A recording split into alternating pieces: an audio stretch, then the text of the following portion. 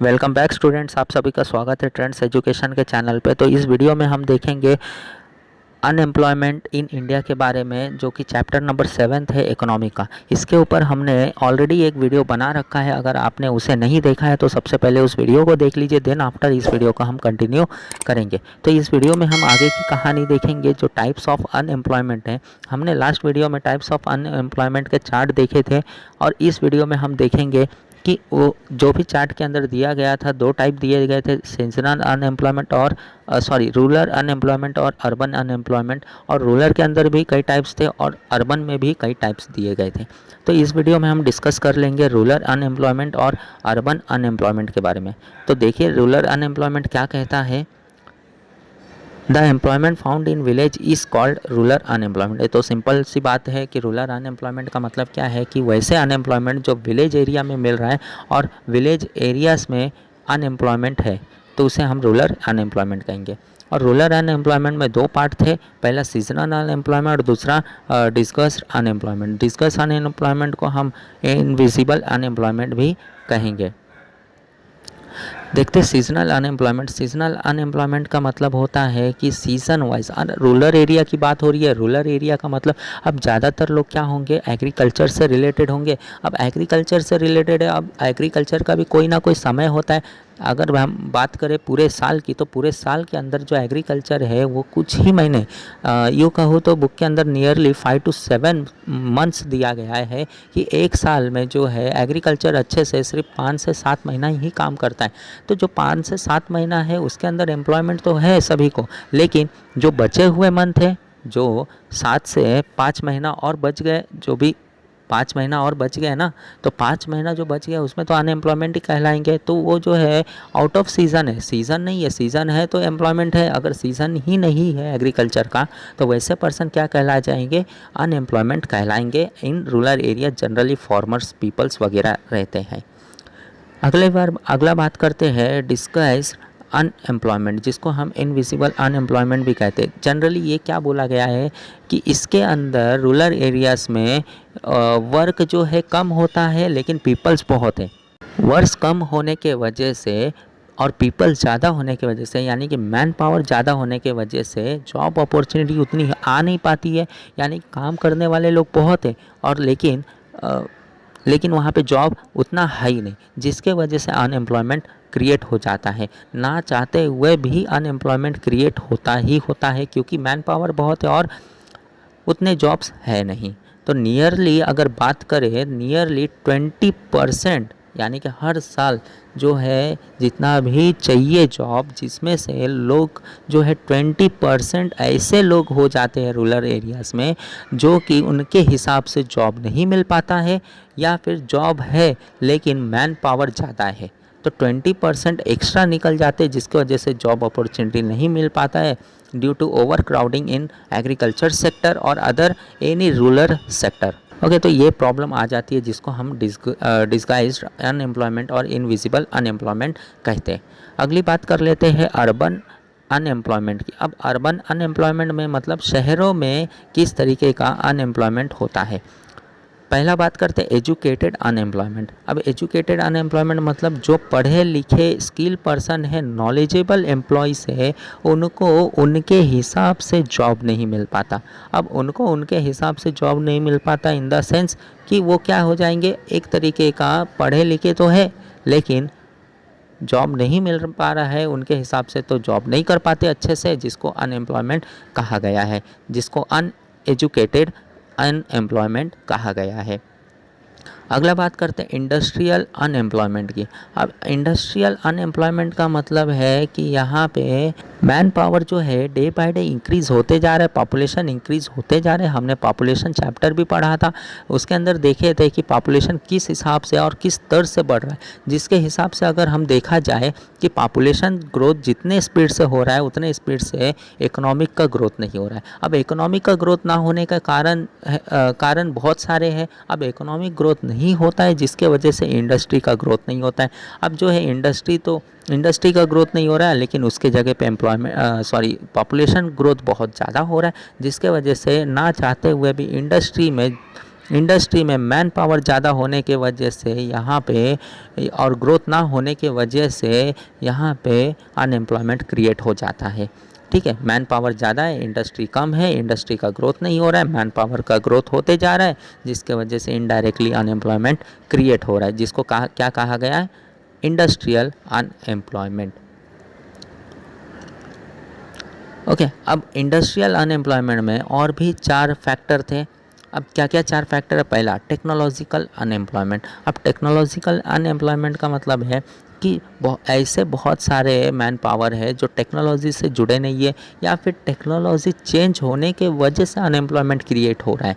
जैसे पहले अगर बात करें तो पहले जो था ट्रेडिशनली में मैन पावर ज़्यादा लगता था, टेक्नोलॉजी नहीं था, लेकिन आज जो हो गया है टेक्नोलॉजी बढ़ चुका है, मैन पावर कम है। अब टेक्नोलॉजी बढ़ने के वजह से क्या हो गया है कि 4 लोगों का काम एक अकेला ही मशीन कर देता है, जिसके वजह से जो लेबर्स है वो कम हो गए। अब लेबर्स कम होने के वजह से क्या हो गया, अनएम्प्लॉयमेंट क्रिएट हो गया, है ना। पहले जो है ट्रेडिशनली में मैन पावर लगता था, लेकिन आज मॉडर्न में टेक्नोलॉजी लग रहे हैं, टेक्नोलॉजी पूरा का पूरा काम कर दे रहा है सारे मैन पावर का, जिसके वजह से ना चाहते हुए भी अनएम्प्लॉयमेंट क्रिएट होते जा रहा है। अगला है फ्रिक्शनल अनएम्प्लॉयमेंट। अब फ्रिक्शनल अनएम्प्लॉयमेंट का मतलब क्या है कि फ्रिक्शनल अनएम्प्लॉयमेंट का मतलब है कि भले ही इंडस्ट्रीज़ के अंदर या प्रोडक्शन डिपार्टमेंट में या ऐसे ऑफिसेस में जॉब वगैरह तो सबको मिला है, सब लोग काम तो कर रहे हैं, लेकिन अगर मैं बात करूँ एक एग्जांपल के तौर पे, कोई प्रोडक्शन डिपार्टमेंट है, या प्रोडक्शन डिपार्टमेंट में मशीन्स वगैरह सब चल रहा है, मशीन्स वगैरह है, प्रोडक्शन करना है, गुड्स बनाना है, यहाँ पे लेबर भी काम कर रहे हैं, लेकिन रॉ मटेरियल नहीं मिल रहा। अब रॉ मटेरियल ही नहीं मिल रहा है तो प्रोडक्ट बनेगा कैसे? अब प्रोडक्ट बनेगा नहीं तो सेल कैसे होगा, राइट। रॉ मटेरियल का शॉर्टेज है, या फिर मशीन ख़राब हो गया है, मशीन का फेलियर है, मशीन बन नहीं पा रहा है, या फिर समय के वजह से जो है कुछ फेलियर हो गया है इंडस्ट्रीज़ के अंदर, जिसके वजह से इनडायरेक्टली कुछ समय के लिए ही अनएम्प्लॉयमेंट क्रिएट हो जाता है। या फिर वर्कर जो है स्ट्राइक पे चले गए, जिसके वजह से बिज़नेस का काम नहीं हो पा रहा है, तो वैसे अनएम्प्लॉयमेंट क्रिएट हो जा रहे, तो वैसे अनएम्प्लॉयमेंट को हम फ्रिक्शनल अनएम्प्लॉयमेंट कहेंगे। साइक्लिकल अनएम्प्लॉयमेंट का मतलब है कि बिजनेस का जो उतार चढ़ाव हो रहा है, मान के चलो बिजनेस जो है जो भी प्रोडक्ट बना रहा है, कंपटीशन इतना बढ़ चुका है जिसके वजह से बिज़नेस सही से काम नहीं कर पा रहा है, बिज़नेस लॉस झेलते जा रहा है, बिज़नेस में सही से जो भी काम कर रहा है वो बार बार फेलियर हो रहा है, कंपटीशन नहीं झेल पा रहा है, जिसके वजह से बिज़नेस हमेशा लॉस में जा रहा है। अब लॉस में जाने के वजह से यहाँ पे बिज़नेस में फ्लक्चुएट हो रहा है, उतार चढ़ाव हो रहा है। अब उसी उतार चढ़ाव के वजह से बिज़नेस का इकोनॉमिक कंडीशन सही नहीं रहेगा, जिसके वजह से बिज़नेस लोगों को एक्स्ट्रा जॉब नहीं दे पाएगा, या हो सकता है लॉस होने की वजह से जॉब से निकाल भी दे बिज़नेस। तो इससे क्या हो रहा है, इनडायरेक्टली क्या हो रहा है कि अनएम्प्लॉयमेंट क्रिएट हो रहा है, कि बिज़नेस ग्रोथ नहीं हो रहा है, इसके वजह से नए नए एम्प्लॉयमेंट जनरेट नहीं हो रहे, और नए एम्प्लॉयमेंट जनरेट नहीं हो रहा है, इवन दो बिज़नेस लॉस में जा रहा है, जिसके वजह से क्या हो रहा है, बिज़नेस में जो एम्प्लॉयमेंट मिला भी था उसको भी निकाल दिया जा रहा है। तो अनफॉर्चुनेटली बिज़नेस का डिस्पर्शन होने की वजह से, लॉस होने की वजह से, फ्लक्चुएट होने की वजह से अनएम्प्लॉयमेंट क्रिएट हो रहा है, जिसको हम बोलेंगे साइक्लिकल अनएम्प्लॉयमेंट। अगला बात करते हैं स्ट्रक्चरल अनएम्प्लॉयमेंट। अब स्ट्रक्चरल अनएम्प्लॉयमेंट क्या कहलाएगा? स्ट्रक्चरल अनएम्प्लॉयमेंट का मतलब है कि समय चेंज होने के वजह से ऐसे कई लोग थे जो ट्रेडिशनली कुछ ऐसे एम्प्लॉयमेंट पे डिपेंड थे जो कि ट्रेडिशनली में चलता था, लेकिन मॉडर्न में उसकी कोई वैल्यू नहीं है। जैसे एग्जांपल के तौर पे अगर बात करें तो ट्रेडिशनली में रिक्शा वगैरह चलता था, ऑटो रिक्शा नहीं, रिक्शा वगैरह चलता था, वहाँ पे बुलक कार्ट वगैरह चलता था, हॉर्स कार्टेज वगैरह ज़्यादातर चलता था। तो वैसे पर्सन जिसका बुलक कार्ट है, हॉर्स कार्टेज है, रिक्शा है, साइकिल रिक्शा, तो वो लोग का जो है ट्रेडिशनली में बहुत अच्छा चल रहा था, लेकिन आज मॉडर्न आ गया, मॉडर्न की वजह से कई सारी चेंजेस आ गए हैं, टेक्नोलॉजी बढ़ चुका है, जिसके वजह से ना चाहते हुए भी लोग क्या कर रहे हैं, हॉर्स कार्टेज को छोड़कर आज जो इलेक्ट्रॉनिक व्हीकल्स है, जो व्हीकल्स है मॉडर्न व्हीकल्स, उसको पसंद कर रहे हैं। और उसको पसंद करने के वजह से इनडायरेक्टली जो पर्सन एम्प्लॉयड था वैसे ट्रेडिशनली व्हीकल्स के ऊपर, तो उनका तो रोज़गार चला गया। अब जाने की वजह से इनडायरेक्टली क्या हो गए, वो अनएम्प्लॉयड हो गए। तो वैसे फैक्टर को हम क्या कहेंगे, स्ट्रक्चरल अनएम्प्लॉयमेंट।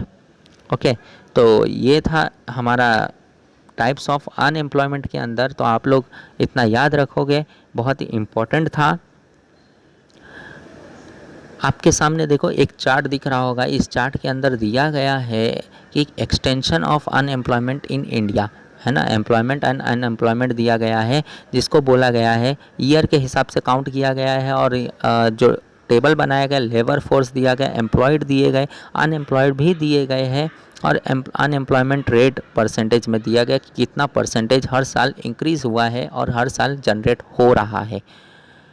तो देखते क्या दिया गया है। ये जितने भी आपके सामने पॉइंट्स दिख रहे, आंकड़ा दिख रहा है, वो मिलियंस में दिया गया है। ठीक है, 1 मिलियन का मतलब 10 लाख।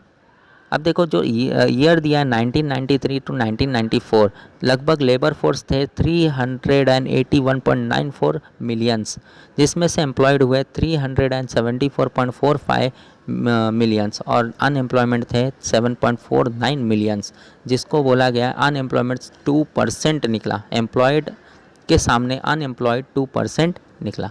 वही 1999 से लेकर 2000 तक, उसके अंदर भी लेबर फोर्स दिया 406.85 मिलियंस, जिसमें से एम्प्लॉयड हुए 397.88 मिलियन और अनएम्प्लॉयड थे 8.97 मिलियन, जो कि 2.2% था।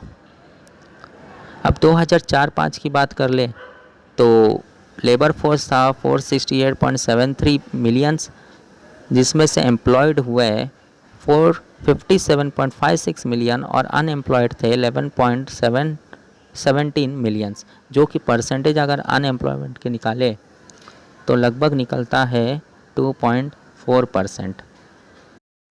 अब आगे की बात कर लेते हैं। अब देखते हैं 2009 से लेकर 2010 तक। ठीक है, तो उसके अंदर टोटल लेबर फोर्स था 472.32 मिलियंस, जिसमें से एम्प्लॉयड हुए 462.49 मिलियंस एंड बेरोज़गार थे 9.84 मिलियन, जो कि बेरोज़गारी स्तर था, अनएम्प्लॉयमेंट रेट था 2.1%। अब बात करते हैं 2011-12 की, है ना, 2011-12 की। तो इसमें टोटल लेबर फोर्स था 483.75 मिलियंस, जिसमें से एम्प्लॉयड हुए 472.91 मिलियंस, जो कि अनएम्प्लॉयड थे 10.84 मिलियंस, और ये जो अनएम्प्लॉयमेंट रेट था वो था 2.2%। ठीक है, तो ये अनएम्प्लॉयमेंट चार्ट था, तो इसे आप याद रखो। तो इस वीडियो में बस इतना ही हमने देख लिया अनएम्प्लॉयमेंट, टाइप्स ऑफ अनएम्प्लॉयमेंट के बारे में। और अगर आपको कोई डाउट होगा तो हमारे टेलीग्राम ग्रुप को भी ज्वाइन कर सकते हो, लिंक आपको डिस्क्रिप्शन में मिल जाएगा। तो इस वीडियो में बस इतना ही, अब हम मिलते हैं नेक्स्ट वीडियो में, तब तक के लिए टेक केयर एंड धन्यवाद।